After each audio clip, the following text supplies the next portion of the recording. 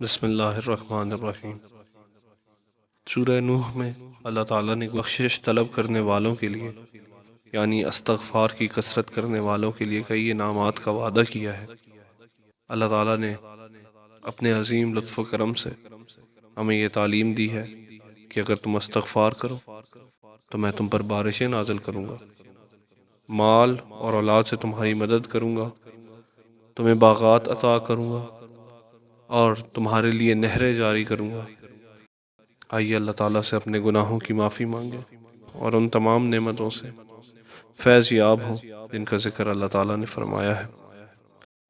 استغفر اللہ ربی من کل ذنب واتوب الیہ، استغفر اللہ ربی من کل ذنب واتوب الیہ، استغفر اللہ ربی من کل ذنب واتوب الیہ۔